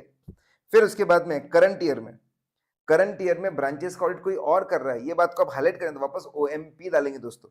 ईयर एंड में आपने एक ही कंपनी के एक ही फाइनेंशियल ईयर के मल्टीपल सेट्स को साइन किया, हो सकता है जैसे इन्फोसिस है, इंडिया के हिसाब से फाइनेंशियल स्टेटमेंट बनती है, उसकी ऑडिट रिपोर्ट बनती है, यूएस गैप के हिसाब से फाइनेंशियल स्टेटमेंट उसकी ऑडिट रिपोर्ट बनती है, हो सकता है आईएफआरएस के हिसाब से ऑडिट रिपोर्ट और फाइनेंशियल स्टेटमेंट ऑडिट रिपोर्ट बनेगी। अगर ऐसा है कि आप एक ही कंपनी के एक ही फाइनेंशियल की मल्टीपल रिपोर्ट साइन कर रहे हैं, एक आप एएस के हिसाब से साइन कर रहे हैं, एक यूएस गैप के हिसाब से साइन कर रहे हैं, एक आप आईएफआरएस के हिसाब से साइन कर रहे हैं, तो आपको ओएमपी में लिख के समझाना पड़ेगा, माननीय महोदय ये तो आपकी रिपोर्ट है एज पर इंड एस, लेकिन इसके अलावा और भी रिपोर्ट हमने साइन की है as per US GAAP and as per IFRS. आपको ओएमपी डालकर बताना पड़ेगा कि भाई इसके अलावा और रिपोर्ट हमने साइन की, same company same financial year different applicable framework के हिसाब से। फिर कभी कभी आप चाहते हो कि भाई ये ऑडिट रिपोर्ट बहुत रिस्ट्रिक्टेड लोगों के लिए, वही लोग इसको यूज करें, वही इसको करें, तो हम लोग लिखेंगे कि भाई ये ऑडिट रिपोर्ट इन लोगों के लिए ही है, इन लोगों के लिए है, ठीक है, और यही इसको यूज करें। कृपया करके ये ऑडिट रिपोर्ट किसी और को डिस्ट्रीब्यूट ना करे, कोई और इसको यूज ना करे, यूज करेगा भी तो हमारी कोई जिम्मेदारी नहीं बनती, ठीक है। तो ध्यान दीजिए, ओएमपी में पहले वापस कुछ एग्जाम्पल लास्ट ईयर से आते हैं, कुछ एग्जाम्पल करंट ईयर के आते हैं, कुछ example end of the year के आते हैं। देखो ये याद रखने का बेस्ट तरीका है। फिर वो ईएमपी के एग्जाम्पल्स है, ओएमपी के एग्जाम्पल, डेफिनेशन हो गई, एग्जाम्पल हो गए, condition, it should not be prohibited by law. OMP में आप बहुत सी बार ऐसी इंफॉर्मेशन बताते हो जो लोगों को पता नहीं होती, तो it should not breach confidence, it should not be prohibited by law. और दूसरा, वापस यहाँ पे कोई की ऑडिट मैटर मामला नहीं आएगा। अगर कोई मामला की ऑडिट मैटर के लिए एलिजिबल है तो वो यहाँ पे ओएमपी में नहीं आएगा। ध्यान रखना, ईएमपी और ओएमपी से एक ही बंदा जीतता है, वो है आपका की ऑडिट मैटर, की ऑडिट मैटर विंस, ठीक है। अब प्लेसमेंट की बात करेंगे, एकदम सिंपल, प्लेसमेंट हमेशा आपका की ऑडिट मैटर के नीचे ही रहेगा। It will be always below की ऑडिट मैटर, हमेशा। ईएमपी से अलग है, हमेशा की ऑडिट मैटर के नीचे रहेगा। कितना नीचे कहाँ रहेगा डिपेंड करता है।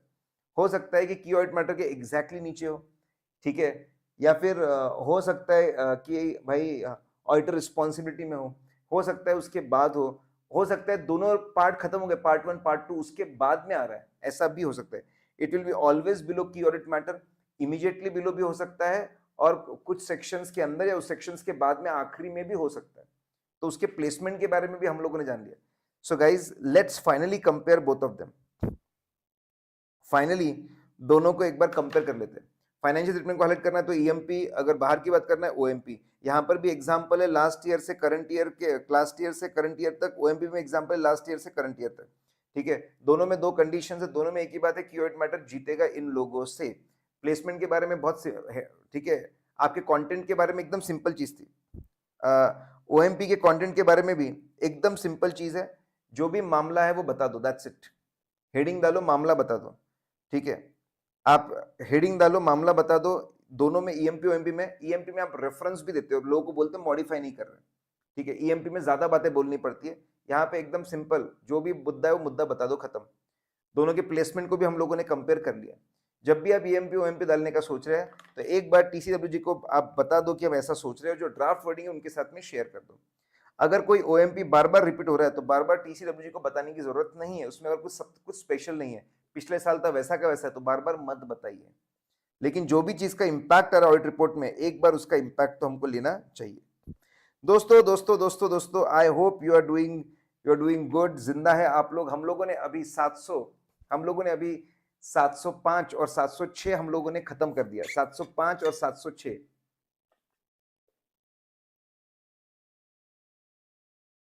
आइए दोस्तों, 705 और 706 हम लोगों ने खत्म कर दिया। अब आते हैं कंपैरेटिव्स। बहुत ही इंटरेस्टिंग है और बहुत आसान है, बहुत ही बढ़िया है, बहुत जबरदस्त है। आइए, ठीक है। सबसे पहले कंपैरेटिव्स क्या है? एक मिनट दोस्तों, जस्ट अ मिनट।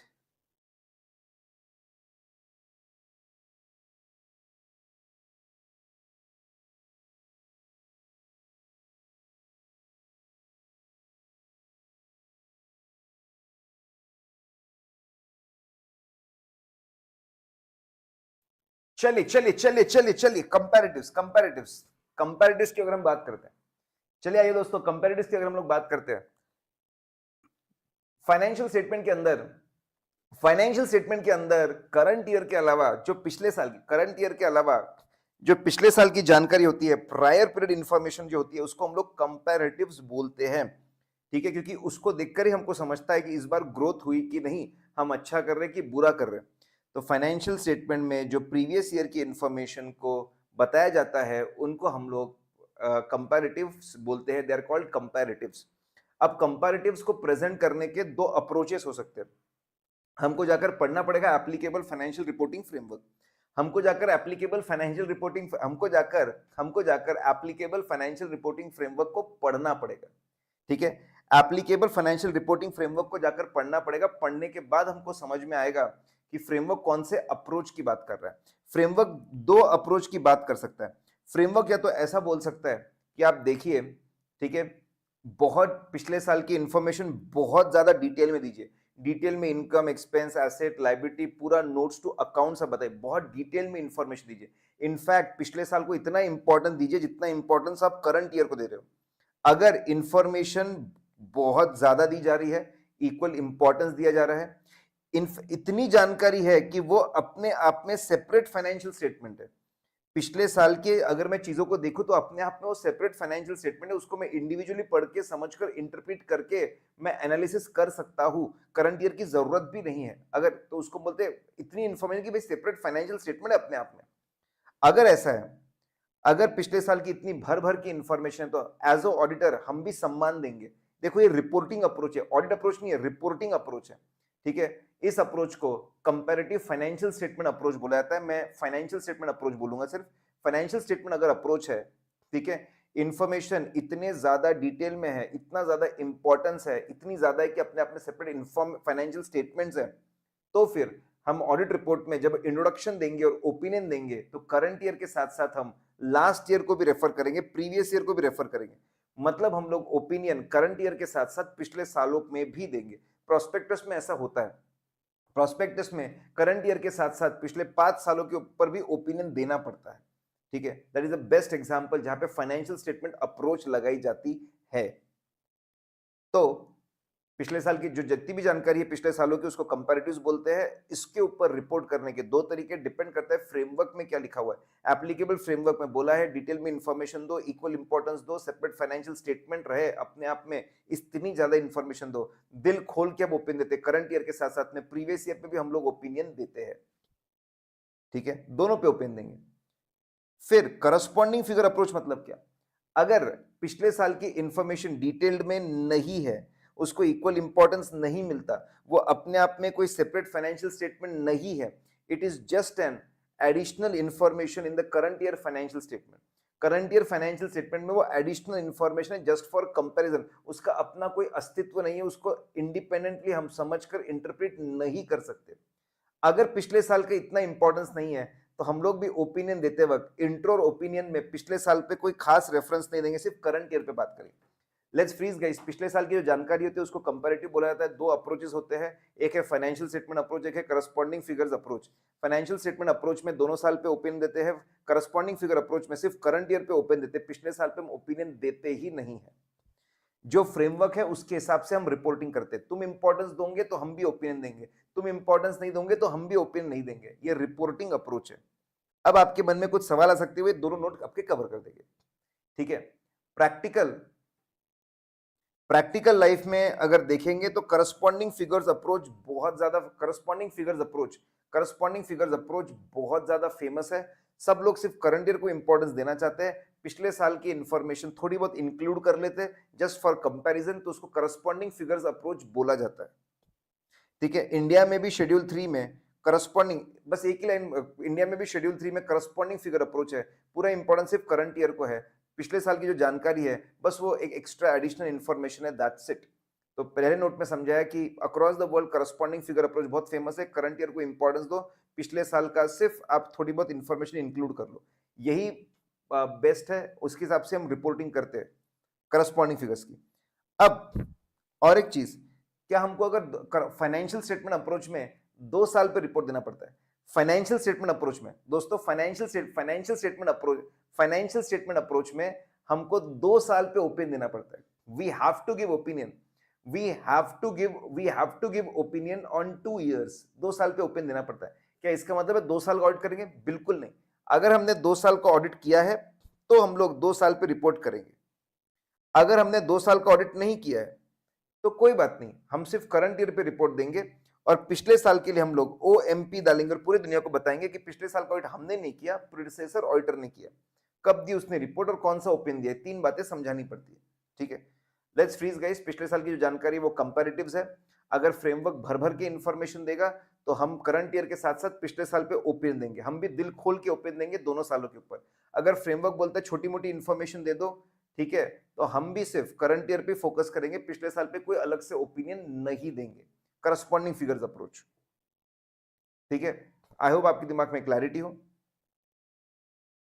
तो फ्रेमवर्क अगर बोलेगा 2 इंफॉर्मेशन तो हम ओपिनियन भी 2 साल पे देंगे, फ्रेमवर्क कुछ खास नहीं बोलेगा तो हम ओपिनियन भी सिर्फ खास कुछ नहीं देंगे, सिर्फ करंट ईयर पे बात करेंगे। आइए दोस्तों, now very very important, exam में बहुत बार पूछा गया, वेरी वेरी इंपॉर्टेंट, एग्जाम में बहुत बार पूछा गया है, इसके आने के चांसेस बहुत ज्यादा है। ठीक है, इसके आने के चांसेस बहुत ज्यादा है। आइए दोस्तों, मैं जानता हूं कि ये जो आखिरी आखिरी का स्टैंडर्ड है ये थोड़ा सा आपको चैलेंजिंग जा सकता है, लेकिन अगर आप बार बार ये जो वीडियो है इसको आप बार बार स्पीड चेंज करके फास्ट स्लो जैसे भी देखकर बार बार अगर आप देखोगे तो आपको क्लैरिटी मिलेगी। How to check comparatives, comparatives को कैसे चेक करना, यही आंसर है। How to check comparative financial statement, यही आंसर है। How to check corresponding figures, ठीक है, how to check corresponding figures, यही आंसर है। ठीक है, आइए, मतलब पिछले साल का अफेयर चल रहा कि नहीं चल रहा है, पिछले बार का अफेयर चल रहा कि नहीं चल रहा, ये कैसे चेक करने का। हाँ, हर लड़के के मन में डाउट होता है, भाई पिछले साल पिछला वाला अफेयर इसका चल रहा है कि नहीं चल रहा है, कि भाई फिर से एक्टिवेट हो गया, क्योंकि अगर पिछला वाला एक्टिवेट हो गया तो तुम्हारा नंबर तो कट हो गया ना भाई।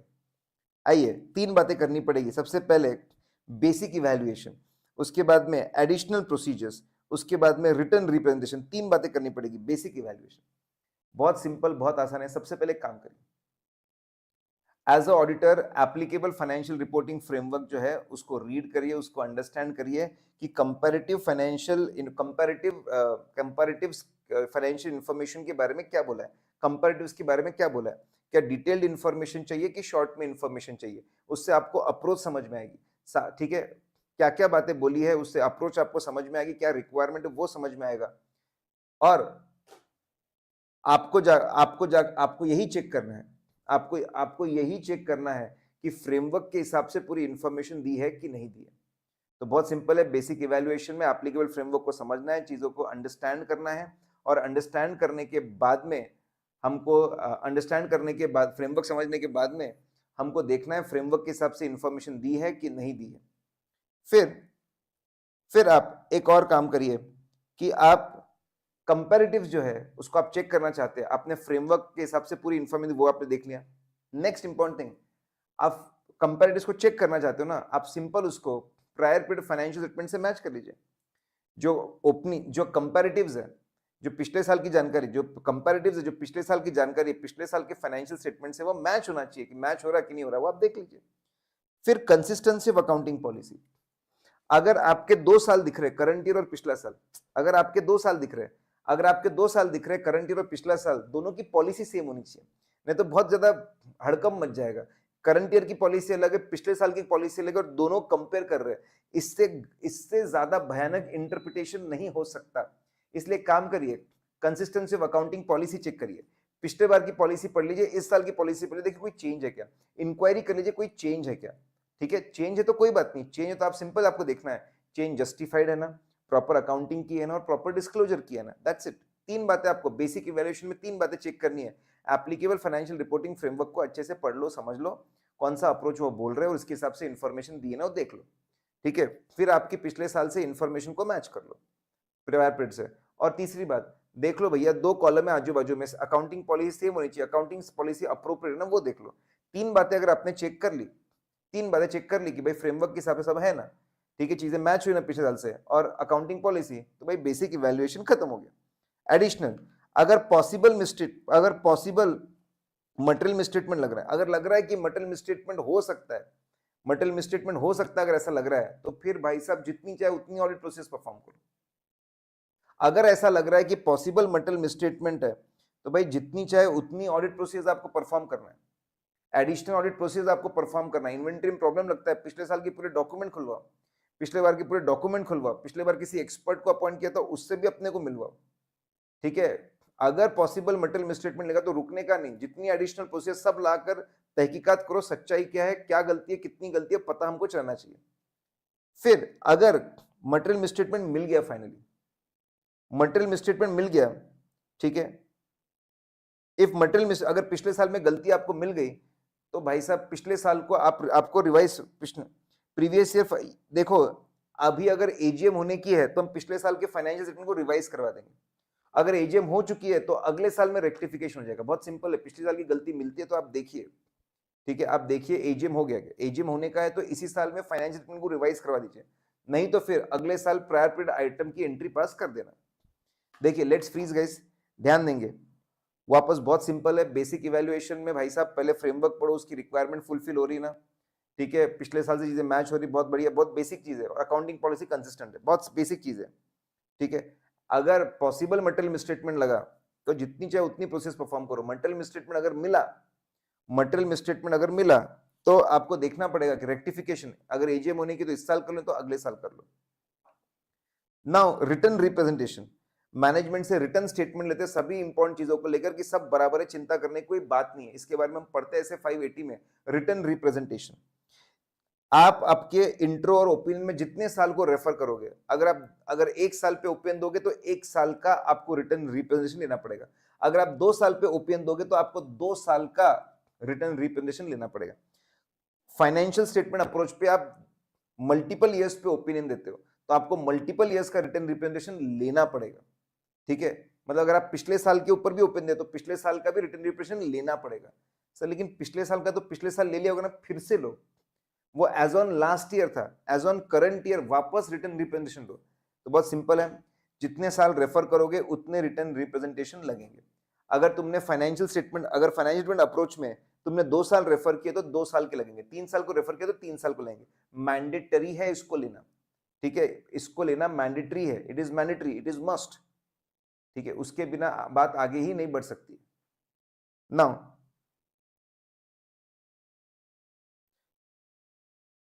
2 साल का 3 साल का लेना ही पड़ेगा आपको।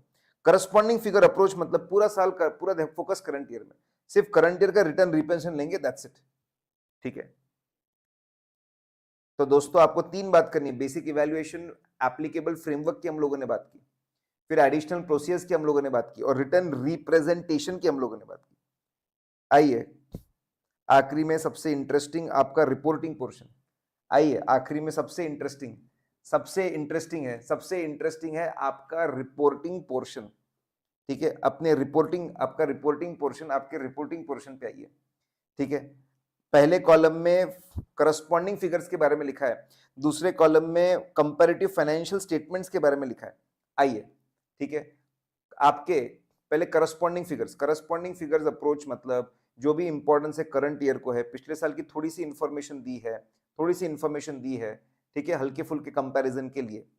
तो आपका करस्पॉन्डिंग फिगर अप्रोच में we refer only and only current year, हम लोग करंट ईयर को ही रेफर करते, करंट ईयर पे ओपिनियन देते। पिछले साल के बारे में जनरली हम कुछ बोलते ही नहीं है, ये पूरे दुनिया में फेमस है, इंडिया में भी फेमस है, हम पिछले साल के बारे में कुछ बोलते ही नहीं है, ठीक है।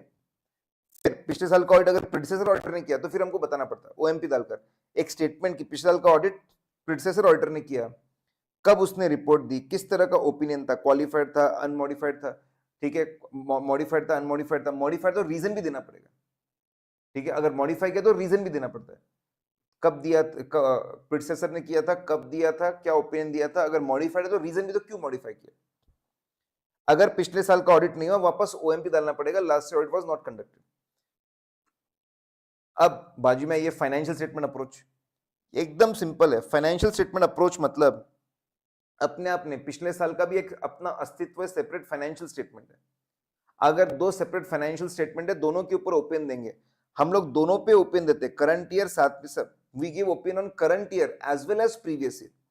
करंट ईयर के साथ साथ हम प्रीवियस ईयर पे भी ओपिनियन देते दोस्तों, we give opinion on current year as well as previous year, दोनों पे ओपिनियन देते हैं, ठीक है। अब पिछले साल का ऑडिट किसी और ने किया है, अगर पिछले साल का ऑडिट किसी और ने किया है फ्रेंड्स, पिछले साल का ऑडिट किसी और ने अगर किया हुआ है, ठीक है, तो वापस प्रेडिसेसर ऑडिटर क्या है, तो प्रेडिसेसर ऑडिटर का पॉइंट एकदम सेम आता है, same to same, no change at all friends, ध्यान रखना इस बात को, एकदम सेम टू सेम आता है, ठीक है।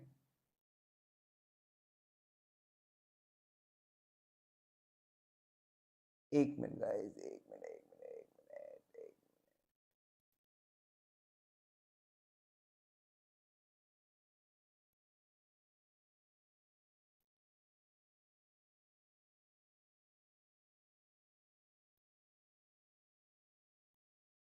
नाउ आखिरी में, अब ये बहुत इंटरेस्टिंग है, बात को समझ लीजिए। अगर मैं एक बहुत ही बेसिक सा प्रिंसिपल आपको बता रहा हूं, एक बहुत ही बेसिक सा प्रिंसिपल, देखिए कुछ बच्चे बोलते हैं सर इसको मैं ज्यादा ध्यान नहीं दूं, मैं इसको ज्यादा ध्यान नहीं दूं, मैं इसको ज्यादा ध्यान नहीं दूं, मैं इसके बारे में ज्यादा नहीं सोचूं, तो भाई बिल्कुल आपको छोड़ना है आप छोड़ सकते हैं, लेकिन मैं बोलूंगा एक बार जो मैं बोल रहा हूं शांति से सुन लीजिए, आपके दिमाग में क्लैरिटी हो जाएगी। आइए, अगर पिछले साल की रिपोर्ट मॉडिफाइड है, ठीक है, अगर पिछले साल की रिपोर्ट अगर पिछले साल की रिपोर्ट मॉडिफाइड है, if last year report is modified दोस्तों, तो क्या होगा? अगर पिछले साल की रिपोर्ट, ठीक है, ओके ओके, ध्यान दीजिए, अगर पिछले साल की रिपोर्ट पूरी तरीके से मॉडिफाइड मतलब क्या? पिछले साल में हो सकता है कि हमने क्वालिफाई किया है, पिछले साल में हो सकता है हम लोगों ने क्वालिफाई किया है, हम लोगों ने क्वालिफाई किया है, हम लोगों ने एडवर्स दिया है, हम लोगों ने डिस्क्लेमर दिया है, ऐसी कोई भी चीज हो सकती है पिछले साल, ठीक है। पिछले साल हमने इन द सेंस जो भी पिछले साल में ऑडिट होगा, once again guys very simple straight forward, पिछले साल की रिपोर्ट पूरी तरीके से क्वालिफाइड है या एडवर्स है या डिस्क्लेमर है, तो हम क्या करेंगे?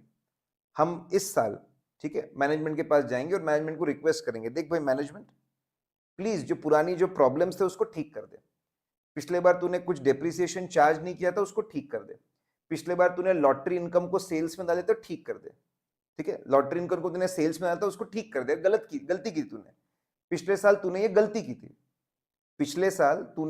की थी, तूने करंट ईयर, ठीक है, पिछले साल तूने लॉटरी इनकम को सेल्स में डाल दिया था, पिछले बार तूने लॉटरी इनकम को सेल्स में डाल दिया था, भाई ऐसा कोई करता है क्या? ये गलती है बेटा। या फिर पिछले साल तूने डेप्रिसिएशन गलत चार्ज किया था, प्लीज इसको रिजॉल्व कर दे, अगर रिजॉल्व कर देगा तो we don't have to do anything else. अगर वो अनरिजॉल्व है, यार पुरानी गलती को ठीक नहीं कर रहा है, अब हमको पूरे दुनिया के सामने बताना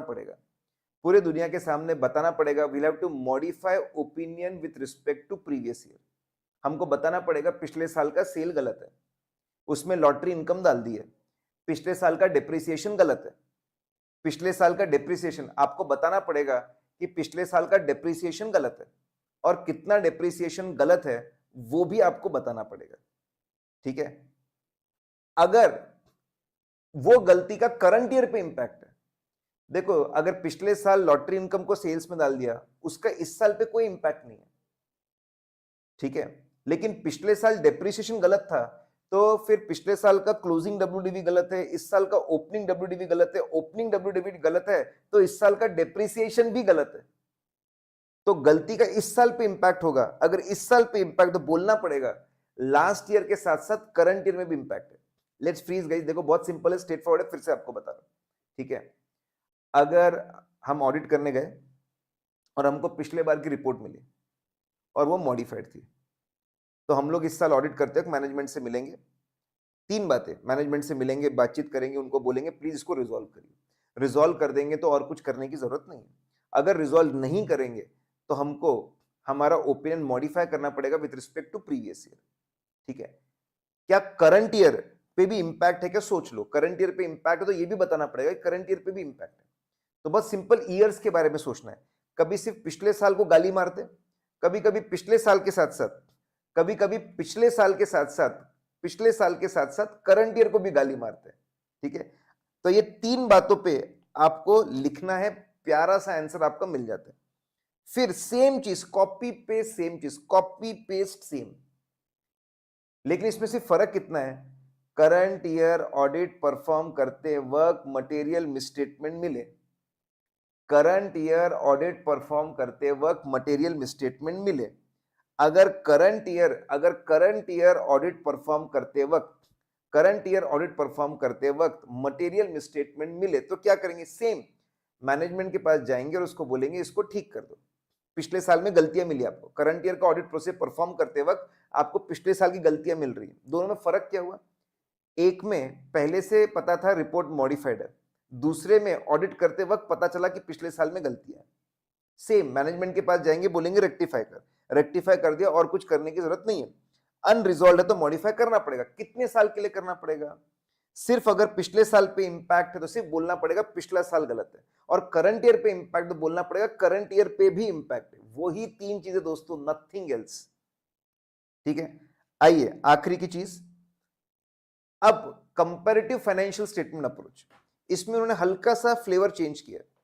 इन्होंने बोला है कि करंट ईयर में हम ऑडिट कर रहे थे और ऑडिट करते करते हमको पिछले साल की गलती मिली और पिछले साल का ऑडिटर प्रीडिसेसर ऑडिटर था, तो क्या होगा?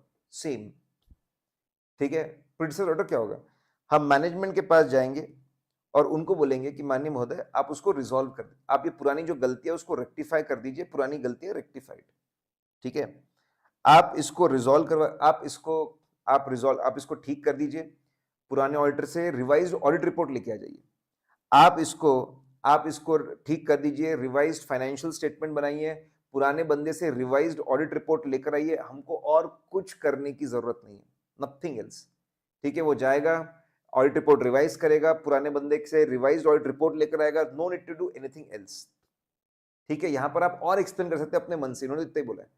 अगर वो रेक्टिफाई नहीं करते, ठीक है, अगर वो रेक्टिफाई नहीं करते, इफ दे डोंट, ठीक है, वी विल सिंपली, अगर वो रेक्टिफाई नहीं करते तो हमको ये बात बतानी पड़ेगी, हमको ये बात बतानी पड़ेगी कि पिछले साल में गलतियां है, और अगर उसका इंपैक्ट करंट ईयर पे भी है तो बताना पड़ेगा करंट ईयर पे भी इंपैक्ट है। I hope it is very simple and very same approach, बस वही। ठीक है, वही पिछले साल में हमें गलती मिली, वही पहले मैनेजमेंट के पास जाना, रिजॉल्व किया तो कुछ करने की जरूरत नहीं है, अनरिजॉल्व है, ठीक है, तो देखना कितने साल पे इंपैक्ट है। अगर सिर्फ पिछले साल पे इंपैक्ट है तो पिछले साल को गलत बोलना, करंट ईयर पे इंपैक्ट है तो करंट ईयर पे बोलना। अगर आप ये मैजिक फॉर्मूला ध्यान में रखो कि मैनेजमेंट के पास जाना पड़ता है, बातचीत करनी पड़ती है, नहीं किया तो मॉडिफाई करना पड़ता है। कितने साल को मॉडिफाई करना डिपेंड करता है, हो सकता है सिर्फ करंट ईयर हो सकता है करंट ईयर के साथ में लास्ट ईयर भी हो। ठीक है, आइए नाउ लास्ट चीज, फिर ये खत्म हो जाता है हमारा। ये तीन चीजों का फॉर्मूला आप हमेशा ध्यान रखना। आइए आखिरी चीज, last thing, financial statement approach पे हम 2 साल पे ओपन देते हैं, करंट ईयर के साथ साथ लास्ट ईयर। देखो बहुत सिंपल सा है, सुनो क्या हुआ। लास्ट ईयर हम 2 साल पे ओपन देते ना, पिछले साल फाइनेंशियल ईयर 2021 21 22 2 साल पे ओपन दिया था। पिछले साल हम लोगों ने पिछले साल पे अनमॉडिफाइड ओपन दिया था। पिछले साल हम लोगों ने पिछले साल पर अनमॉडिफाइड ओपन दिया था कि सब सही चल रहा है। इस साल ऑडिट करते वक्त हमको गलती मिली पिछले साल की, और अब हम मॉडिफाई कर रहे हैं, हम बोल रहे पिछला साल गलत था। सी व्हाट इज हैपनिंग, ध्यान से सुनो मैं क्या बोल रहा हूं। पिछले साल पे अनमॉडिफाइड ओपन दिया था, इस साल पिछले साल पे हम मॉडिफाई कर रहे हैं opinion, we are modifying our opinion, हम हमारा ही ओपिनियन चेंज कर रहे हैं।